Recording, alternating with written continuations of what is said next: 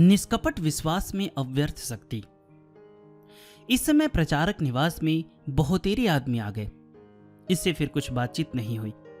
आज रविवार है। दिन भर प्रचारक निवास में गोस्वामी जी के पास भीड़ भाड़ रहेगी।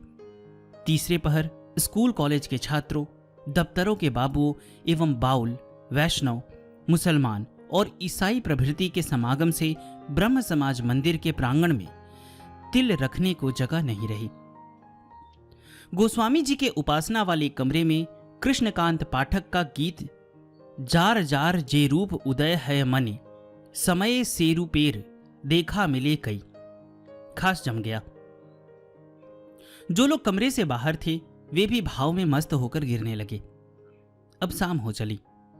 नियमित समय पर वेदी के कार्य में कहीं विघ्न न हो इसलिए गीत रुकवा दिया गया।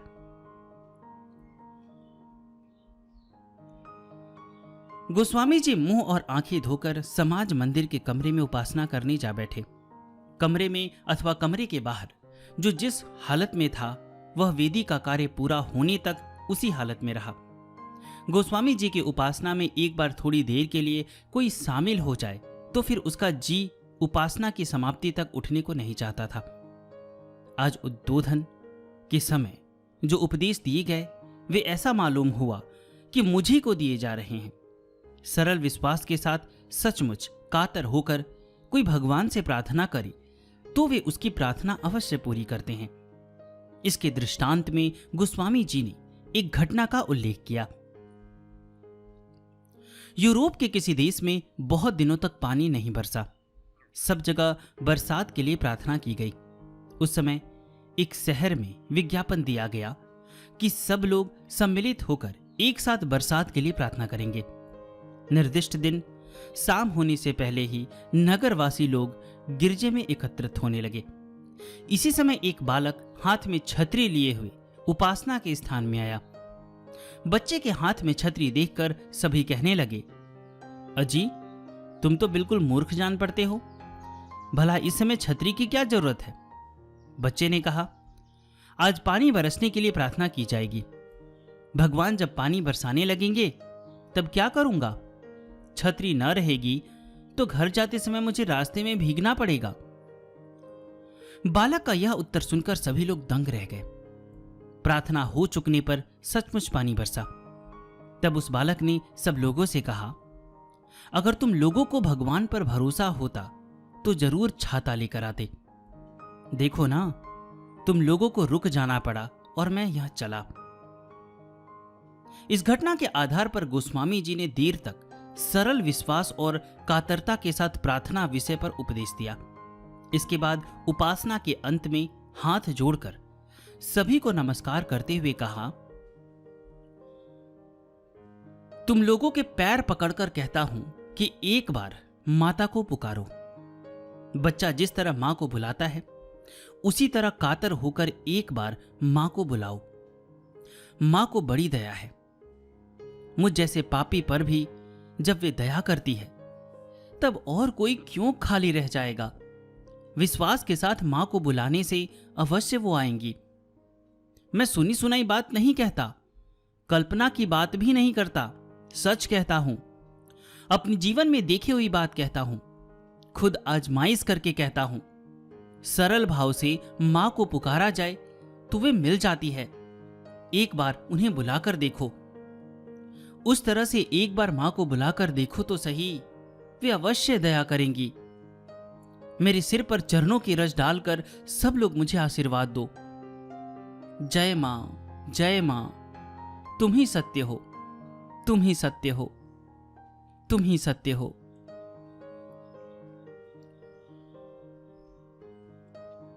साधन मिलने में बाधा। मंझले दादा। आज स्कूल से आने पर छोटे दादा ने कहा, मंझले दादा ढाका आए हुए हैं। वे इकरामपुर में अपनी ससुराल में ठहरे हैं। कल तीसरे पहर उन्होंने तुम्हें अपने पास बुलाया है। मंझले दादा शब्द सुनते ही मेरा दिल धड़कने लगा। समझ लिया कि साधन संबंधी चर्चा छोड़कर वे अवश्य मुझे बुरी तरह धमकाएंगे। सारी रात और दूसरे दिन बड़ी घबराहट रही। निर्दिष्ट समय पर मैं वहां गया जहां पर वे ठहरे हुए थे। मंझले दादा के पैर छूकर ज्यों ही मैं उनके आगे खड़ा हुआ त्यों ही वे आग बबूला हो गए। बहुत ही तीखी भाषा में जोर जोर से गालियां देते देते वे पागल से हो गए। हाथ में चप्पल लेकर मुझे मारने के लिए 2-4 कदम बढ़े भी भाग्य से उस समय भौजाई के रोकने पर रुक गए। अंत में मुझसे कहा, अगर फिर कभी तेरे मुंह से योग शब्द सुना तो जूतियां मारते मारते तेरी पीठ की चमड़ी उधेड़ दूंगा। जितने प्रकार से हमारा अपमान किया जा रहा है तू कर रहा है। तू मर जाए तो उत्पातों से हम लोगों का पिंड छूटे। कोई आधा घंटे तक इस तरह की गालियां खाकर मैं रोते रोते वहां से चला आया। एक स्त्री के सामने इतना अपमान, क्रोध, अभिमान और क्लेश के मारे आत्महत्या करने की इच्छा हुई। तय किया गया कि एक बार और योग साधना प्राप्त करने का उद्योग कर देखूंगा। अगर सफलता न होगी तो फिर जो करना होगा सो कर डालूंगा। आज भगवान को साक्षी करके प्रतिज्ञा की, यदि तुम्हारी कृपा से इस जीवन में यह साधन प्राप्त हो जाएगा तो अपनी योग शक्ति का प्रयोग सबसे पहले दारुण विरुद्ध मति वाले मंझले दादा पर करूंगा और फिर छोटे दादा पर। उक्त प्रयोग द्वारा इन्हें लाकर गोस्वामी जी के चरणों में चढ़ाऊंगा। दीक्षा मिलने के बाद पहले मेरे इसी संकल्प से साधन भजन तपस्या का आरंभ होगा। निराशा में दिलासा। अभिभावकों की सम्मति लेकर दीक्षा लेना तो मेरे लिए दुर्लभ है, यह समझकर गोस्वामी जी के ऊपर मुझे बड़ी खीज पैदा हुई। निश्चय किया और एक बार दीक्षा के लिए कहूं तो सही। यदि इस बार भी गोस्वामी जी पहले की तरह उलझन डाले या उज्र करे तो फिर मैं खरी खरी सुनाए बिना न रहूंगा। यह इसलिए कि ब्रह्म धर्म में हजारों लोगों को जो उन्होंने दीक्षा दी है उसके लिए क्या कभी किसी अभिभावक के मतामत की उन्होंने बाट देखी है? इसके सिवा किसी घराने का मुखिया यदि नास्तिक हो तो क्या उस घराने के किसी व्यक्ति को भगवान के नाम लेने का अधिकार ही ना रहेगा? अभिभावक की सम्मति लेने की आवश्यकता सबके लिए है या सिर्फ मेरे लिए ही? स्कूल से छुट्टी पाकर मैं सीधा गोस्वामी जी के पास पहुंचा। बड़े भाइयों की अनुमति न मिलने की सूचना पाते ही उन्होंने मुझसे पूछा, तुम्हारे बड़े भाई कहां पर हैं? मैंने कहा, बड़े दादा अवध के फैजाबाद शहर में असिस्टेंट सर्जन हैं। गोस्वामी जी ने कहा, अच्छा, तुम उन्हीं से लिखकर अनुमति मांगो, वे अनुमति दे देंगे। घबराओ मत, सब ठीक ठाक हो जाएगा। यदि बड़े दादा भी अनुमति न दे तो क्या होगा? यह बात कहते ही श्रीयुत हरिचरण चक्रवर्ती प्रभृति गोस्वामी जी के कुछ शिष्यों ने मेरी उस बात को काटकर हाथ पकड़कर मुझे बाहर ले जाकर कहा, यह क्या करते थे?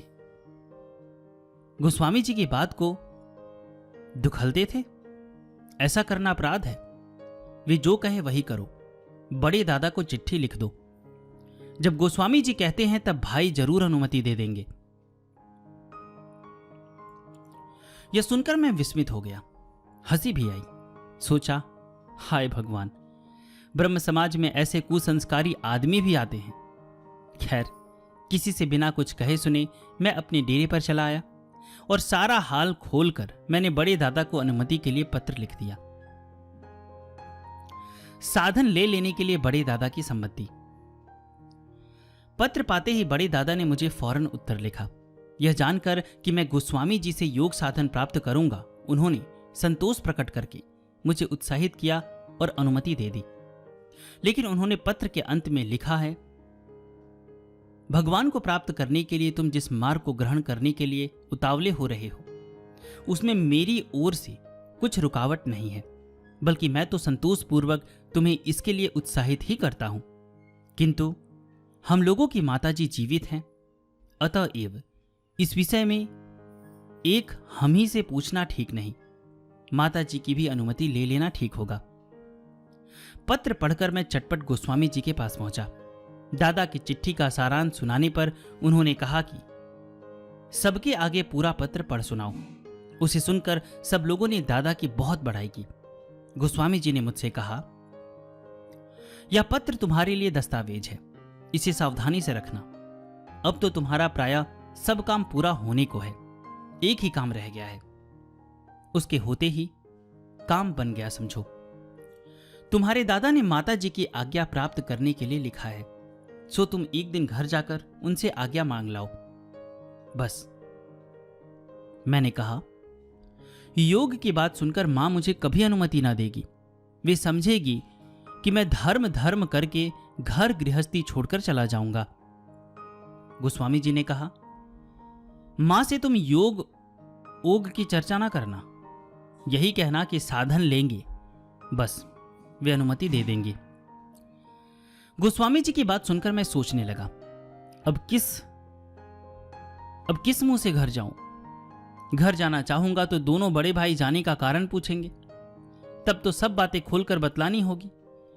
इस समय घर जाने में मुझे जो मुश्किल है उसको बतला देने की इच्छा हुई, किंतु उसी समय बहुत लोगों के आ जाने से बतलाने का मौका नहीं मिला।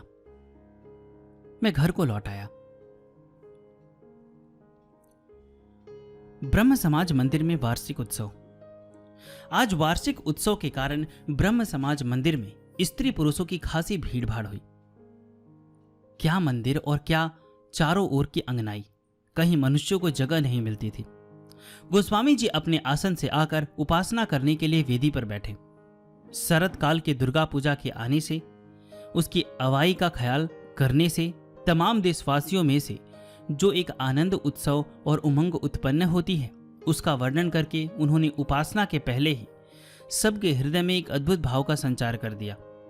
उपासना करने के लिए बैठकर दो चार बातें कहकर ही वे भाव में मग्न होकर झूम झूम कर गिरने लगे। यह मां है, हमारी माता आई है। हमारी मां आज अपने कंगाल लड़कों के खिलाने के लिए हाथ में प्रसाद की थाली ले आई है। प्रसाद लिए हुए मां हमें ललचा रही है।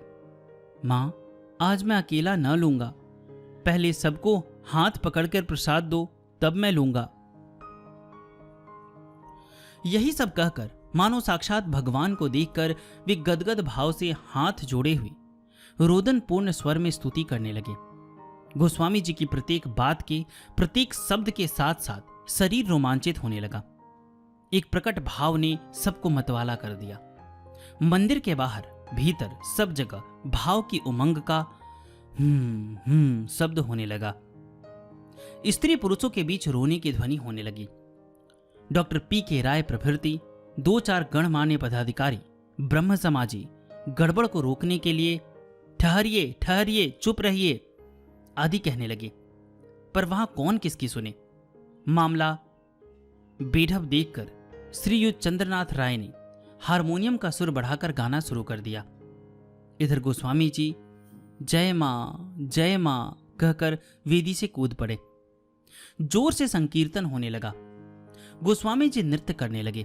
चारों ओर बालक बूढ़े जवान स्थान स्थान पर बेहोश होकर गिरने लगे। हुंकार, गर्जन और विचित्र भावोच्छ्वास की ध्वनि से ब्रह्म मंदिर परिपूर्ण हो गया।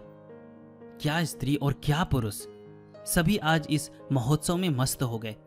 मालूम नहीं इस तरह कितना समय बीत गया। अंत में गोस्वामी जी हरि बोलो, शांत हो जाओ कहकर हाथ से सबका माथा छूकर घूमने लगे। उनके हाथ छुड़ाने की देर थी कि जो नाच रहे थे वे बैठ गए, जो चिल्ला रहे थे वे चुप हो गए और जो बेहोश पड़े थे उन्हें होश आ गया। अपूर्व अद्भुत दृश्य था। बात की बात में ब्रह्म समाज मंदिर ने फिर शांत, स्तब्ध और गंभीर भाव धारण कर लिया। गोस्वामी जी फिर वेदी पर जा बैठे। भाषा से प्रकट न की जा सकने वाली आज की नीरव उपासना के भाव को प्रकट करने का कोई उपाय नहीं है। आगे याद बनी रहने के लिए इस घटना के बहुत ही साधारण आभास को यहां पर लिख छोड़ा है। मैंने ब्रह्म समाज मंदिर में ऐसी घटना इससे पहले नहीं देखी। गोस्वामी जी का उपदेश, प्रार्थना की रीति में भेद। आज वेदी पर बैठकर गोस्वामी जी उपदेश देने लगे। जीवन में धर्म का दृढ़तापूर्वक अवलंबन न किया जाए तो वह कभी नहीं टिकता, अधिक दिन तक स्थायी नहीं रहता। हम लोग परमेश्वर को 4 प्रकार की अवस्थाओं में बुलाते हैं, पानी, हवा, भोजन और गर्मी आदि के द्वारा। जिस तरह इस देह की रक्षा होती है, पुष्टि होती है। इनमें से किसी एक चीज के न रहने पर जिस तरह देह उसे मांगने लगती है और जब तक वह चीज मिल नहीं जाती तब तक बेचैनी नहीं हटती, उसी तरह आत्मा के कल्याण के लिए, उसकी उन्नति के लिए परमेश्वर की उपासना की भी आवश्यकता होती है। आत्मा तो स्वभाव से ही परमेश्वर को पुकारती है, उनकी उपासना करती है। नहीं करती है तो उसे कल नहीं पड़ती। परमेश्वर से कुछ आशा नहीं है, किसी चीज के लिए प्रार्थना भी नहीं करनी है, मुक्ति भी ना चाहिए, भक्ति की भी परख नहीं है। वे प्राण प्राण के जीवन जी के हैं, उनको पुकारे बिना नहीं रहा जाता, इसी से उन्हें पुकारते हैं। इस प्रकार स्वभाव से ही उनको पुकारना बड़ा दुर्लभ है और असल में यही सबसे बढ़कर है। किसी चीज के न रहने पर भी हम भगवान को पुकारते हैं। किसी विषय में कमी मालूम होने पर, उसके न रहने पर, उस कमी को हटा देने वाला जब हमें कोई नहीं मिलता, उस कमी के कलेश को हटाने में जब हमारी विद्या, बुद्धि, उद्योग, सामर्थ्य बिल्कुल बेकाम हो जाता है, तब चारों ओर अंधेरा देखकर हम उन्हीं के शरणापन्न होते हैं, उन्हीं को बुलाते हैं। इस रूप में भगवान को बुलाना भी भला है, इससे भी जीवन का बहुत कल्याण होता है। किंतु किसी चीज की कमी होने पर, संकट पड़ने पर तो उन्हें पुकारा और अभीष्ट चीज मिल जाने पर फिर उनके साथ कोई सरोकार न रखा। बीमारी की तकलीफ में तो उनकी दुहाई दी और चले जाते ही उन्हें भूल भाल गए। यह हालत होने पर, इस तरह से उनके याद करने पर जीवन का रत्ती भर भी उपकार नहीं होता। काम बन जाने पर कृतज्ञता को बनाए रखने में ही भला है, नहीं तो सब गुड़ गोबर हो गया।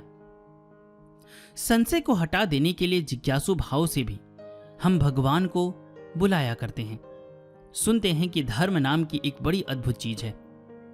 धर्म कर्म करने से, भगवान को पुकारने से कुछ भी कलेश नहीं रहता, किसी प्रकार की अशांति हृदय तक पहुंच ही नहीं पाती।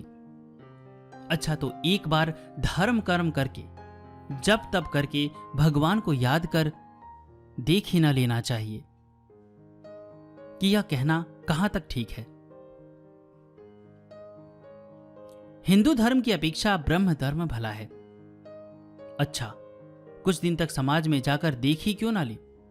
लोग धर्म धर्म कहकर बहुत कुछ स्वार्थ त्याग करते हैं, न जाने कितना अपमान, सांसत और यंत्रणा सहते हैं। इसके भीतर कुछ आराम की चीज हो भी सकती है। अच्छा, एक बार कोशिश करके देख ही क्यों ना लिया जाए कि इसमें कुछ है भी या नहीं। इस ढंग के आदमी की आजकल अधिक है। इनकी प्रार्थना और उपासना आदि संदेश से भरी रहती है, मानो ये भगवान की जांच पड़ताल करने आते हैं। बिना ही श्रद्धा भक्ति के संदिग्ध मन से ये लोग भगवान को पुकारते हैं, जिससे इनके हाथ कुछ नहीं लगता। हम लोग देखा देखी भी नकल के तौर पर भगवान को याद किया करते हैं। जो लोग धर्मात्मा हैं, उनका लोग एक प्रकार का सम्मान करते हैं। धर्मात्माओं पर लोग एक प्रकार का विश्वास करते हैं। थोड़ा सा धर्म कर्म करने से, भगवान के नाम का स्मरण करने से लोगों में यदि प्रतिष्ठा मिलती है तो क्या हानि है। आदर पाने के लिए मनुष्य न जाने क्या क्या करता है। हम यदि तनिक सा धर्म का अनुसरण ही करके कीर्तन आदि में 2-4 बार हरि बोलो चिल्लाने और कूद फांद करने से, अथवा उपासना में 2-4 बूंद आंसू बहा देने से ही वह सम्मान प्राप्त कर सके, तो लाभ के सिवा हानि ही क्या है। एक बार करके देखे ना। इस तरह कपटता से धर्म की नकल करना बहुत ही ओछापन है। इससे कल्याण तो कुछ होता नहीं, उल्टी आत्मा की अधोगति होती है। साधन प्राप्त करने के लिए माता की आज्ञा। उत्सव के अंत में एक दिन शाम हो जाने के बाद छोटे दादा ने कहा, कुछ जरूरी सामान घर पहुंचा आने के लिए मंझले दादा ने कहला भेजा है। वह सब लेकर तुम कल ही घर चले जाना।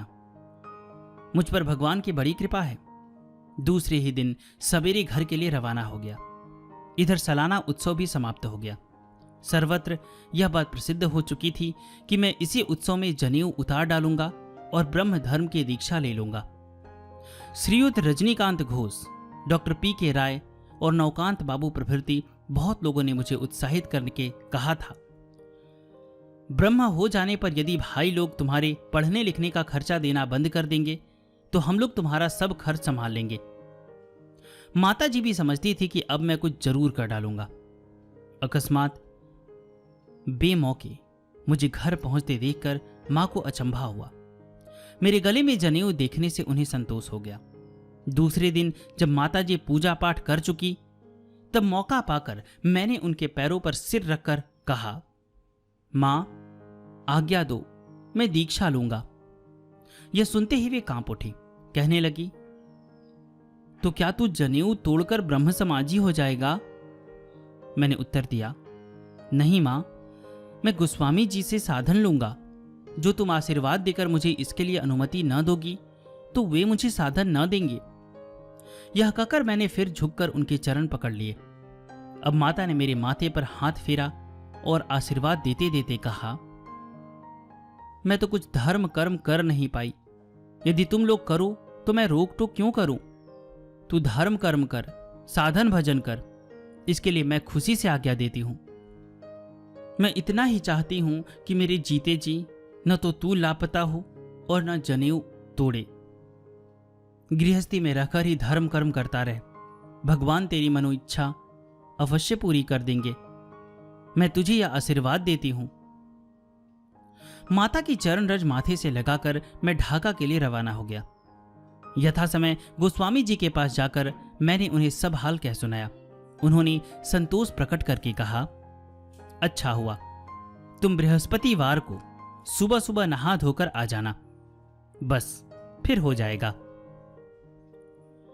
गोस्वामी जी के मुंह से यह उत्तर सुनते ही मैं चटपट इसलिए डेरे पर चला आया कि अब कहीं कोई नया अड़ंगा न लगा दे।